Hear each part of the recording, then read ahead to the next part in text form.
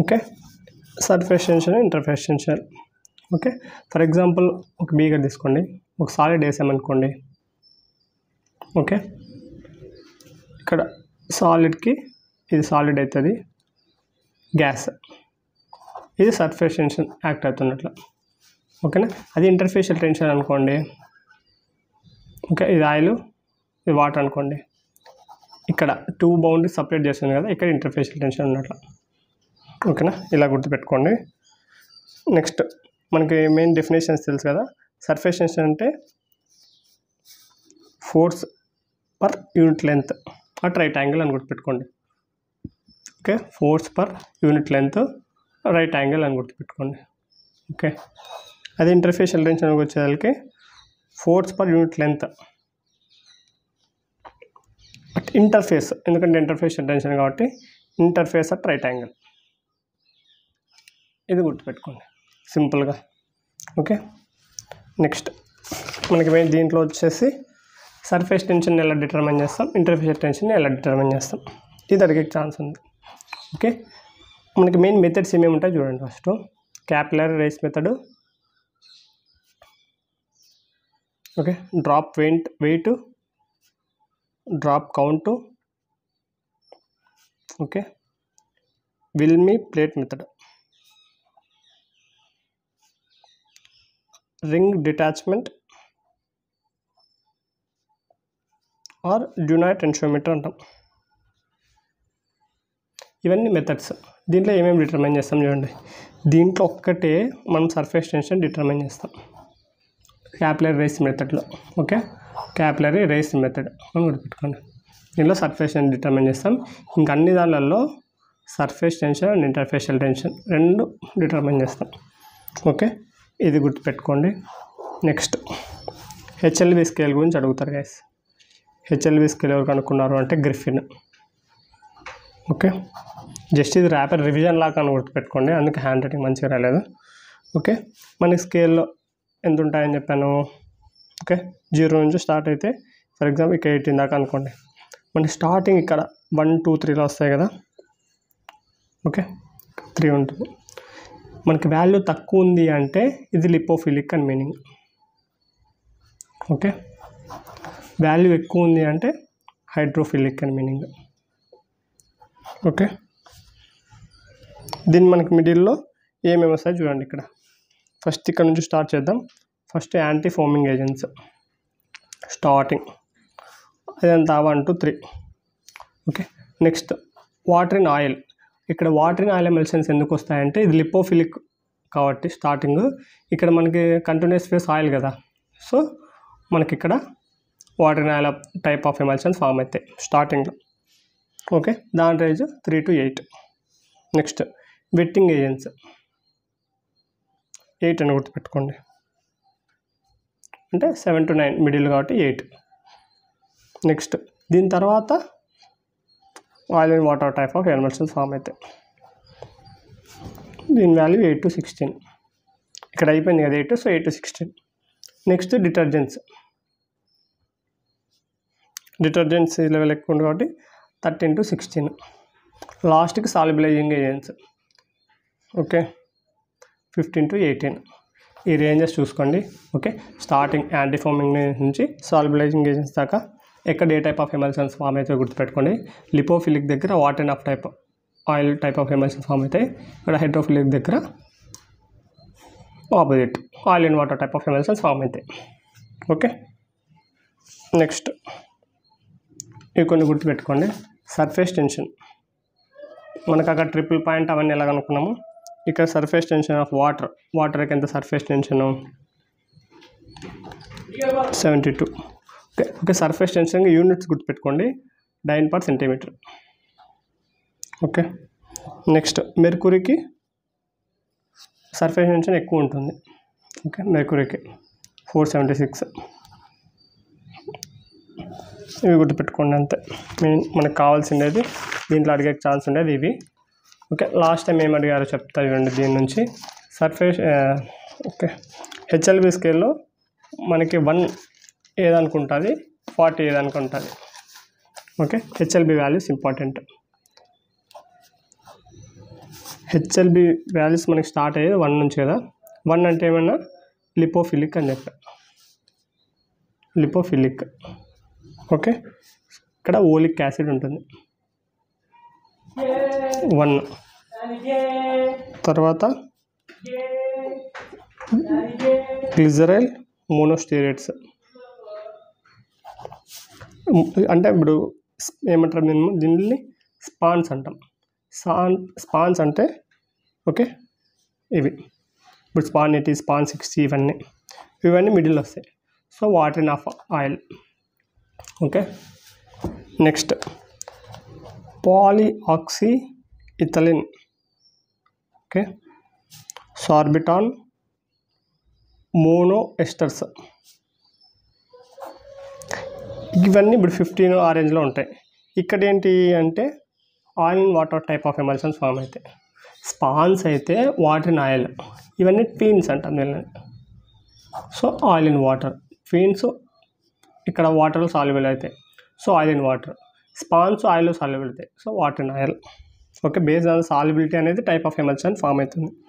Okay, next last time టైపుల్లో అడిగినది SLS value 40, oleic acid 1. ఇవి 2 గుర్తుపెట్టుకోండి, ఇవి 2 చాలా ఇంపార్టెంట్.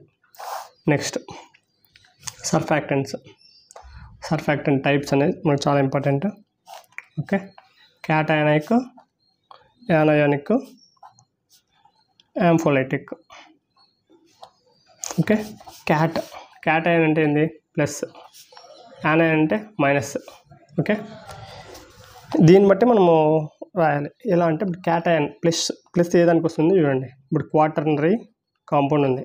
క్వాటర్నరీ అంటే ఇప్పుడు అమోనియం ప్లస్ వస్తుంది కదా ఇట్లా. ఓకే, 3 1 నుంచి ఒక ప్లస్ వస్తుంది. సో ఇట్లా ప్లస్ చార్జ్ ఏదంటుందో గుర్తుపెట్టుకోండి. క్వాటర్నరీ అమోనియం అంటే cetrimide, cetrimide. Okay, cetrimide. Next pyridinium compounds. ఇక్కడ ఓనియం అని వచ్చినా కానీ క్యాటయాన్ గుర్తుపెట్టుకోండి. ఓకే, పిరిడీనియం, ఎం అంటే ఏంది ఓనియం అంటే ప్లస్ అని, సో క్యాటయాన్. ఓకే, నెక్స్ట్ యానయాన్ అంటే మైనస్ అని చెప్పా. ఓకే, ఇప్పుడు ఆల్కలీ సోప్స్, ఇప్పుడు పొటాషియం స్టీరేట్.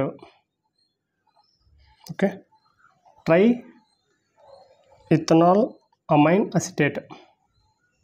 మనకి క్యాటయాన్ కిందకి వచ్చేవి ఇవి గుర్తుపెట్టుకో, సిట్రిమైడ్, పిరిడీనియం. ఇంకా మిగతావి యానయాన్ గుర్తుపెట్టుకో, try ethanol amine, potassium stearate, SLS.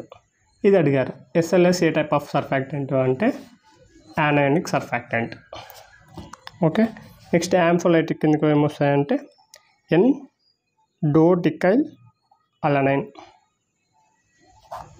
Okay, ఈ టైప్ ఆఫ్ ఎమల్షన్స్ గుర్తుపెట్టుకోండి. యానైన్ అయితే ఎస్ఎల్ఎస్, క్యాటయాన్ అయితే సిట్రిమైడ్, పిరిడోనియం.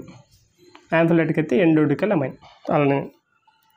ఓకే, అంటే ఎలా గుర్తుపెట్టుకుంటావు అంటే ఇప్పుడు అలనైన్ అనేది అమైనో యాసిడ్ కదా, అమైనో యాసిడ్ యాంఫోలైటిక్ అని గుర్తుపెట్టుకో ఇక్కడ. ఓకే, నెక్స్ట్ ఇందాక చెప్పాను కదా, స్పాన్స్ అయితే వాటర్ అండ్ ఆయిల్, ట్వీన్స్ అయితే ఆయిల్ అండ్ వాటర్. ఇవి గుర్తుపెట్టుకోండి. ఓవరాల్గా మీరు ఏ టైప్ ఆఫ్ ఎమల్షన్స్ ఫామ్ అయితే రాయొచ్చు. Next wetting agents. Vetting agents ఎంత చెప్పాను, 8 అని చెప్పాను కదా హెచ్ఎల్బి వాల్యూ. ఓకే, తర్వాత మనకి వెట్టింగ్ జరగాలి అంటే ఇన్కేస్ ఒక క్లాత్ వాటర్లోకి వేసాం అనుకోండి, వెట్టింగ్ జరగాలి అంటే మనకి ఎలా ఉండాలంటే అడేషన్ అనేది ఎక్కువ ఉండాలి mean compare to cohesion. Okay, addition అంటే ఏంది, కోహెసివ్ అంటే చెప్పాను కదా. కోహెసివ్ అంటే లైక్ చార్జెస్, అడిషన్ అంటే అన్లైక్ చార్జెస్. ఓకే, అన్లైక్ అనేది ఎక్కువ ఉండాలి, అడిషన్ అనేది ఎక్కువ ఉండాలి mean compare to cohesion. Okay, next vetting జరిగింది అంటే మనకి అక్కడ వాల్యూ ఎంత ఉంటుంది అని గుర్తుపెట్టుకోండి. θ = 0 ఉండాలి, అప్పుడు కంప్లీట్ వెట్టింగ్ జరిగినట్ల. Okay, complete wetting. అదే θ = 180 ఉందనుకో వెట్టింగ్ జరగలేదు. ఓకే, θ = 0 ఉండాలి. ఓకే, నెక్స్ట్ ఈ వెట్టింగ్ ఎఫిషియన్సీని ఎలా క్యాలిక్యులేట్ చేస్తామో చూసుకోండి. Draves test, okay, empiric test, trough test, okay, contact angle method. ఇవన్నీ methods, Draves test, empiric test. Okay, just దీంట్లో ఏం చేస్తామంటే ఒక కాటన్ యాన్ తీసుకొని వాటర్లోకి వేస్తాం అనమాట. ఓకే, కాటన్ యాన్ తీసుకొని డ్రావ్స్ టెస్ట్లో దాన్ని బట్టి మనం వెట్టింగ్ ఎఫిషియన్సీని క్యాలిక్యులేట్ చేస్తాం. అది వెట్టింగ్. ఇంకా డిటర్జెన్సీ వాల్యూ చెప్పా కదా 13 to 16. ఓకే. నెక్స్ట్ మనకి మెయిన్ ఇంకోటి ఏముంది దీంట్లో, సిఎంసి, క్రిటికల్ మిసెల్లర్ కాన్సన్ట్రేషన్. ఓకే, మనకి సిఎంసి మీద నుంచి కూడా ఒక బిట్ అడిగే ఛాన్స్ ఉంటుంది. సిఎంసి అంటే ఏంటంటే the concentration at which micelles form, అంటే ఒక పర్టికులర్ కాన్సన్ట్రేషన్ యొక్క మిసిల్స్ అనేవి ఫామ్ అవుతాయి. ఓకే, దాన్ని మనం సిఎంసి అంటాం. Okay. Next colligative properties. Colligative properties మీద కూడా అడిగే ఛాన్స్ ఉంది. ఎగ్జాంపుల్స్ వచ్చేసి ఒక 4 ఏది కాలిగేటివ్ ప్రాపర్టీ కాదు అని అడుగుతారు. ఓకే, కాలిగేటివ్ ప్రాపర్టీస్కి ఏమేమి వస్తాయంటే boiling point, melting point, okay, ఇవి వస్తాయి అన్నమాట. ఫ్రీజింగ్ పాయింట్, ఇవన్నీ కాలిగేటివ్ ప్రాపర్టీస్ కింద వస్తాయి. ఓకే, నెట్ పొటెన్షియల్ అంటే ఏంటి, జీటా పొటెన్షియల్ అంటే ఏంటి. ఓకే, నెట్ పొటెన్షియల్ ఏంటి అంటే మనకి difference between actual surface to the electroneutral region. Okay, అదే జీటా పొటెన్షియల్ వచ్చేసి అనుకోండి tightly bound layer electroneutral region, దీని డిఫరెన్స్నే మనం జీటా పొటెన్షియల్ అంటాం. ఓకే, ఇలా గుర్తుపెట్టుకోండి. జీటా పొటెన్షియల్ అంటే టైట్లీ బౌండ్ లేయర్ అని ఒకటి గుర్తుపెట్టుకోండి. సో మనకు డెఫినేషన్ ఈజీగా ఉంటుంది. ఓకే, నెక్స్ట్ ఇప్పుడు రియాలజీ. ఓకే, రియాలజీ అంటే మెయిన్ ఏంటి, ఎవరు సజెస్ట్ చేశారు అంటే ఫస్ట్ బింగమ్ అండ్ క్రాఫోర్డ్, వీళ్ళు సజెస్ట్ చేశారు. ఓకే, మెయిన్ ఏంటి అంటే రియాలజీ ఫ్లో ఆఫ్ లిక్విడ్స్ ఎలా ఫ్లో అవుతాయి. ఓకే, తర్వాత డిఫార్మేషన్ ఆఫ్ సాలిడ్స్, దీంట్లోనే మనం రియాలజీ అంటాం. దీంట్లో మనకి first Newtonian flow, non Newtonian flow రెండు వస్తాయి. న్యూటన్ ఫ్లో అంటే ఏంటి అంటే న్యూటన్స్ లానే అప్లికబుల్ అవుతుంది. ఓకే, ఎగ్జాంపుల్ గుర్తుపెట్టుకోండి. ఇప్పుడు వాటరు, గ్లిజరిన్, క్లోరోఫాము, ఓకే, ఇవన్నీ మనకి ఏ దాని కిందకి వస్తాయంటే న్యూటోనియన్ లిక్విడ్స్ కిందకి వస్తాయి. ఓకే, అదే నాన్ న్యూటోనియన్ లిక్విడ్స్ కిందకి ఏమేమి వస్తాయంటే కొల్లాయిడల్ సొల్యూషను, ఓకే, ఎమల్షన్, ఇవన్నీ నాన్ న్యూటోనియన్ లిక్విడ్స్ కిందకి వస్తాయి. యూనిట్స్ మనకి చాలా important. Okay, viscosity units, poise. Okay, units of viscosity poise వస్తుంది. ఓకే, ఫ్లూయిడిటీని ఏదంతా డినోట్ చేస్తాం గుర్తుపెట్టుకోండి, పైతో డినోట్ చేస్తాం. ఓకే, దీనికి ఏంటి అంటే 1/(η). ఈటా అంటే విస్కాసిటీ, అంటే రెసిప్రోకల్ ఆఫ్ విస్కాసిటీని మనం ఫ్లూయిడిటీ అంటాం. ఇది గుర్తుపెట్టుకోండి. Okay, next kinematic viscosity units stokes. Okay, and centistokes కూడా వస్తుంది. ఓకే, నార్మల్ విస్కాసిటీ అయితే పాయిస్, కైనమాటిక్ విస్కాసిటీ అయితే స్టోక్స్, సెంటిస్టోక్స్, ఇది గుర్తుపెట్టుకోండి. ఇప్పుడు మనకి main guys non Newtonian liquids కిందకి 2 వస్తాయి. ఓకే, నాన్ న్యూటోనియన్లో 2 టైప్స్ వస్తాయి, time independent, time dependent. Time ఇండిపెండెంట్లో ప్లాస్టిక్, సూడోప్లాస్టిక్, డైలాటెంట్. ఓకే, దీంట్లో అయితే మనకి థిక్జోట్రోపీ, రియోపెక్సీ ఇవి వస్తాయి. ఓకే, ఫస్ట్ మనకి ప్లాస్టిక్లో ఎగ్జాంపుల్స్ ఏమొస్తాయి, మనకి మెయిన్ ఏంటో చూద్దాం. ఓకే, ప్లాస్టిక్లో ఏంటంటే ఆరిజిన్ నుంచి కర్వ్ అనేది పాస్ కాదు. ఓకే, ఆరిజిన్ నుంచి. నెక్స్ట్ ఇప్పుడు మనం లైన్ని ఎక్స్ట్రాపులేట్ చేసామనుకోండి, ఈల్డ్ వాల్యూ అనే వస్తుంది. ఈల్డ్ వాల్యూ అనే టర్మ్ వస్తే మనకి ప్లాస్టిక్ రిలేటెడ్ అని గుర్తుపెట్టుకోండి. ఓకే, నెక్స్ట్ సూడోప్లాస్టిక్లో ఏమవుతుంది అంటే కర్వ్ అనేది ఆరిజిన్ నుంచి పాస్ అవుతుంది, దీంట్లో పాస్ కాదు, దీంట్లో అవుతుంది. ఓకే, నెక్స్ట్ డైలాటెంట్లో ఏంటి అంటే దీంట్లో కూడా సేమ్ కర్వ్ అనేది ఆరిజిన్ నుంచి పాస్ అవుతుంది, ఆరిజిన్ నుంచి పాస్.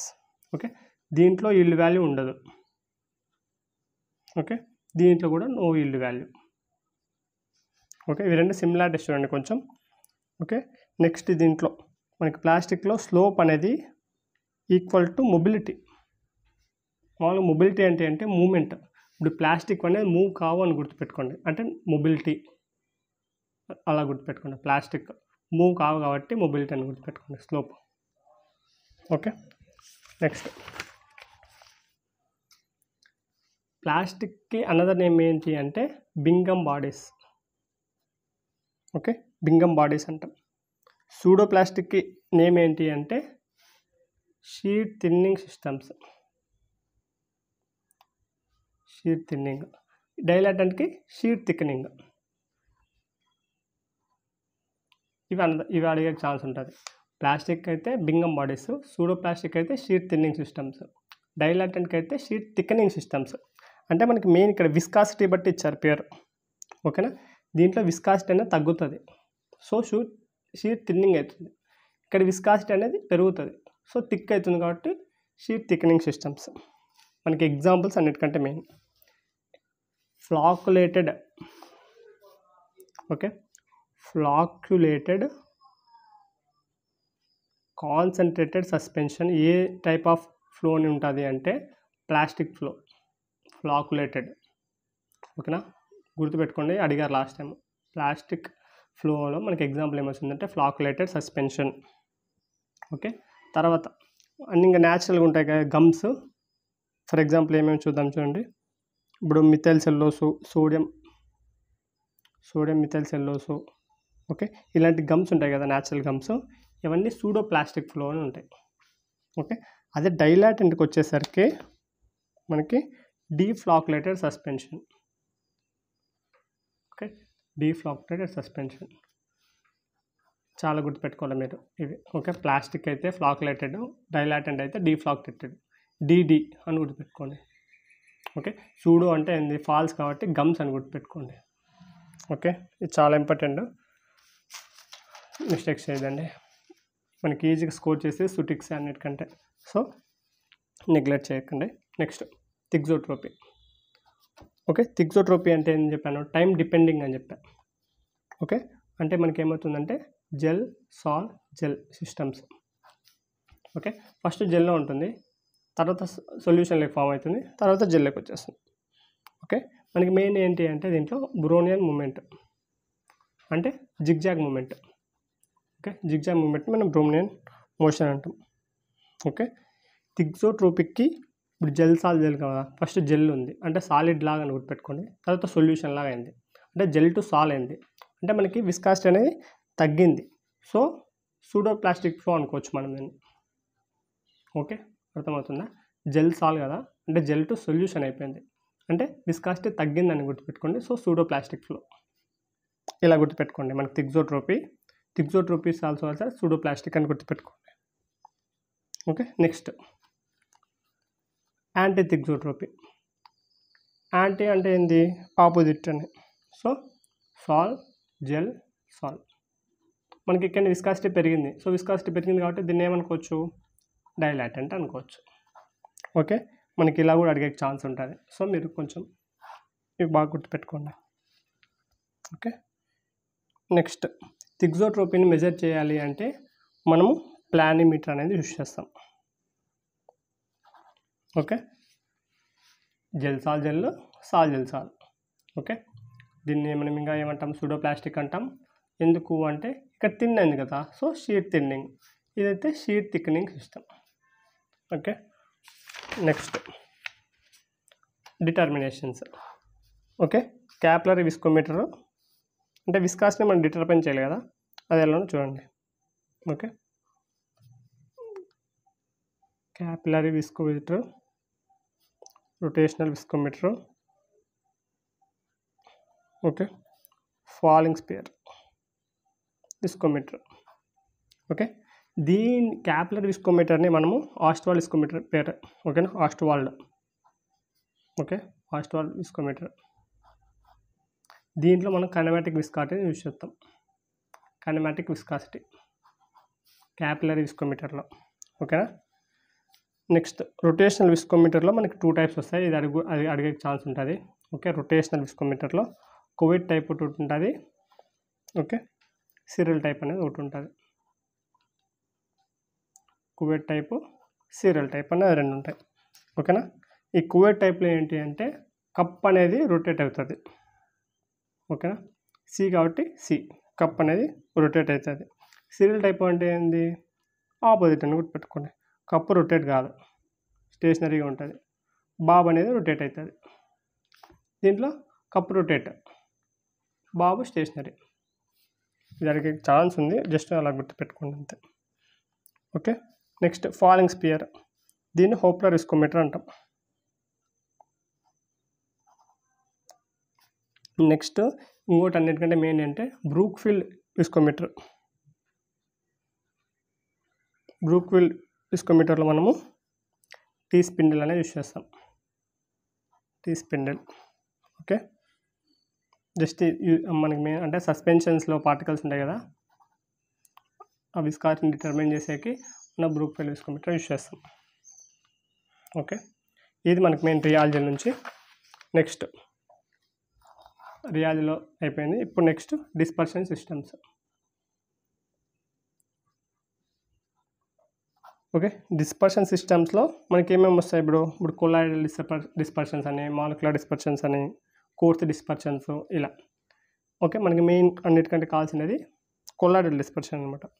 సో డిఫరెన్సెస్ చూద్దాం. First molecular dispersion, colloidal dispersion, coarse dispersion. Okay. ఇప్పుడు 1 nanometer కంటే తక్కువ ఉందనుకోండి, దాని మాలిక్యులర్ డిస్పర్షన్ అవుతుంది. కొలాయిడల్ అనుకోండి 1 nm to 0.5 micrometer దాకా ఉంటుంది. ఈ రేంజెస్ ఇంపార్టెంట్. ఓకే. కోర్స్ అనుకోండి పెద్దగా ఉంటాయి పార్టికల్స్, 10 to 1000 micrometers. ఓకే. ఈ మాలిక్యులర్ డిస్పర్షన్స్ అనేది మైక్రోస్కోప్ కింద కనపడవు.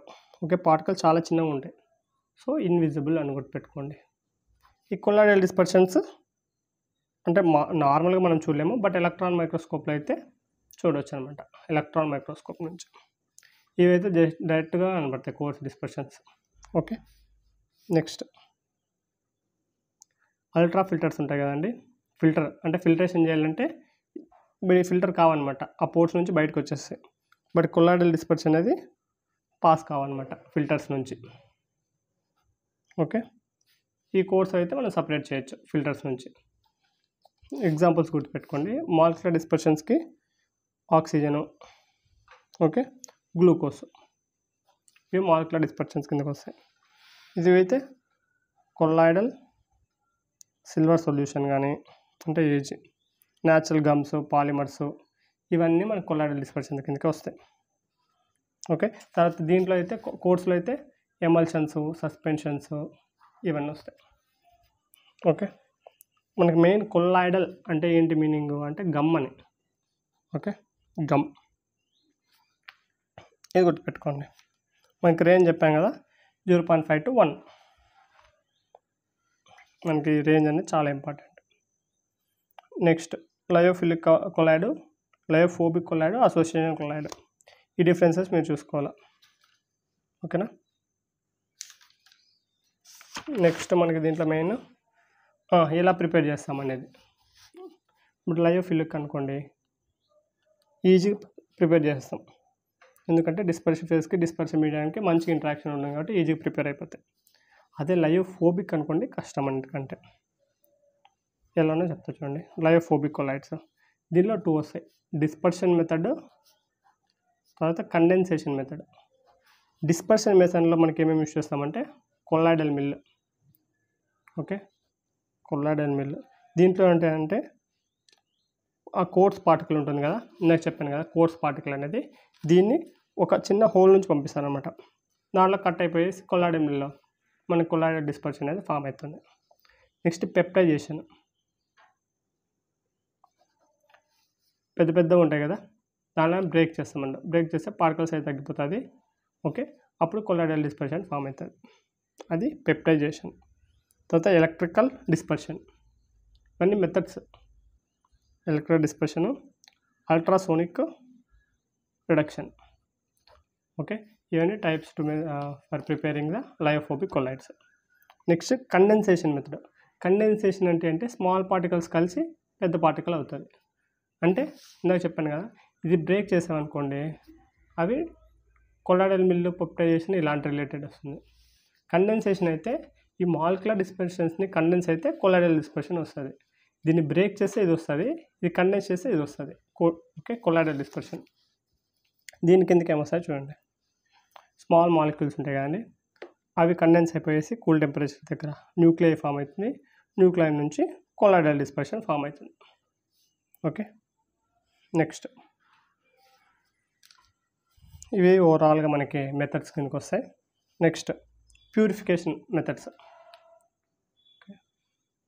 Purification methods dialysis, okay, electro dialysis అంటే మనకి ఇక్కడ మనం పవర్ అనేది అప్లై చేస్తాం, నార్మల్ కాదు.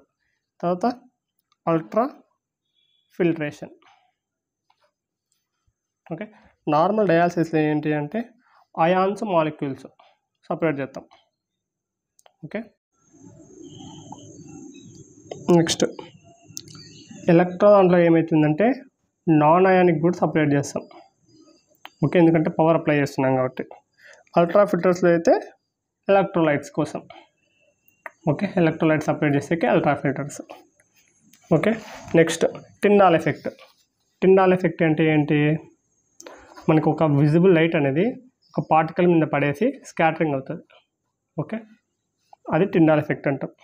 ఓకే, నెక్స్ట్ బ్రౌనియన్ మూమెంట్ అంటే zigzag movement. Okay, Robert Brown అనేవాడు ప్రపోజ్ చేశాడు. మనకి 5 మైక్రోమీటర్ కంటే తక్కువ ఉండే పార్టికల్ మాత్రమే, ఓకే సారీ, మినిమం మనకి 5 మైక్రోమీటర్స్ ఉండాలి సైజు పార్టికల్కి. Brownian motion, okay, Brownian movement చేయాలి అంటే మినిమం 5 ఉండాలి సైజు. ఇది రేంజ్ గుర్తుపెట్టుకోండి. Okay, next osmotic pressure. ఈ ఫార్ములా అడిగారు last time. Okay, P = C/mRT. Okay, P అంటే ప్రెషర్ అని, C అంటే కాన్సన్ట్రేషన్ గ్రాము, ఓకే, M అంటే మాలిక్యులర్ వెయిట్, R అంటే గ్యాస్ కాన్స్టెంట్, ఓకే, T అంటే టెంపరేచర్. ఇది అడిగారు గైస్ లాస్ట్ టైం, ఫార్ములా అడిగారు. ఓకే, నెక్స్ట్ పొటెన్షియల్ అంటే ఏందో చెప్పాను. సో ఇక్కడ ఏం లేదు ఇంకా. నెక్స్ట్ ఇంకా ఏమున్నాయి ఇంపార్టెంట్ దీంట్లో, ఇది అడిగే ఛాన్స్ ఉంది guys. Schulze Hardy rule, Hofmeister series, ఇవి రెండు చూసుకోండి. షుల్జ్ హార్డీ రూల్ అంటే మనకి ఏమవుతుందంటే మనకి మెయిన్ హైడ్రోఫోబిక్ కొలైడ్స్కి ఇవి. ఓకే, హైడ్రోఫోబిక్ అయితే Schulze Hardy rule, Hofmeister అయితే హైడ్రోఫిలిక్ కొలైడ్స్కి. ఓకే, ఇది మనం గుర్తుపెట్టుకోండి ఏ దానికి ఏంటి అనేది. హైడ్రోఫిలిక్ అయితే, ఓకే, హైడ్రోఫిలిక్కి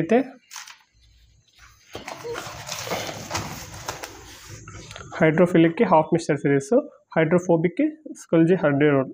ఓకేనా, దీంట్లో మనకి మెయిన్ ఏంటి అంటే precipitation power of an ion on dispersive phase of opposite charges increases with the increasing valency. అంటే మనకి మెయిన్ వ్యాలెన్సీ పెరిగే కొద్దీ ప్రిసిపిటేషన్ పవర్ అనేది పెరుగుతుందని చెప్పారనమాట. ఎగ్జాంపుల్ ఇచ్చారు చూడండి, ఇప్పుడు అల్యూమినియం +3 వస్తుంది అంటే ఇది గ్రేటర్, తర్వాత బేరియం +2, తర్వాత సోడియం ప్లస్. అంటే ఇక్కడ మనకి వ్యాలెన్సీ పెరిగే కొద్దీ ప్రిసిపిటేషన్ పవర్ పెరుగుతుందని షుల్జ్ హార్డీ రూల్ అని చెప్తుంది. ఓకే, గోల్డ్ నెంబర్ ఎవరు మెయిన్ కనిపెట్టారని ఫస్ట్ జెడ్ సిగ్మండి అనేవాడు కనిపెట్టారు అనమాట. Okay, main hydrophilic collide protective action గురించి చెప్తుంది. ఓకే, గోల్డ్ నెంబర్ తక్కువ ఉందనుకోండి అది గుడ్ ప్రొటెక్టివ్ కొలైడ్గా యాక్ట్ అవుతుంది. ఓకే, ఒకవేళ ఎక్కువ ఉందనుకోండి లెస్. సో మనకు వాల్యూ అనేది తక్కువ ఉండాలి. ఇప్పుడు ఫర్ ఎగ్జాంపుల్ స్టార్చ్ ఉంది, స్టార్చ్కి ఎక్కువ ఉంటుంది గోల్డ్ నెంబర్, సో ఇది మనకి వేస్టే అనమాట. ఓకే, నెక్స్ట్ జెలాటిన్ అనుకోండి చాలా తక్కువ ఉంటుంది గోల్డ్ నెంబర్ జెలాటిన్, సో ఇది గుడ్. ఓకే, ఇది మనకి మెయిన్. నెక్స్ట్ డిఎల్విఓ థియరీ మనకి మెయిన్ ఎందుకు అంటే స్టెబిలిటీ ఆఫ్ లయోఫోబిక్ కొలైడ్స్ గురించి చెప్తుంది. Okay, stability of lyophobic collide okay, దీని గురించి చెప్తుంది డిఎల్విఓ థియరీ. తర్వాత సైంటిస్టుల పేరు గుర్తుపెట్టుకోండి. డిఎల్విఓ అంటే డెర్జాగూన్, ల్యాండే, వెర్వే అండ్ ఓవర్బిక్ థియరీ అని అంటాం. ఓకే, ఇది గైస్ మనకు ఓవరాల్గా ఫిజికల్ ఫార్మ్స్ గురించి. Okay, next video form series నుంచి చేద్దాం. Okay, thank you for watching.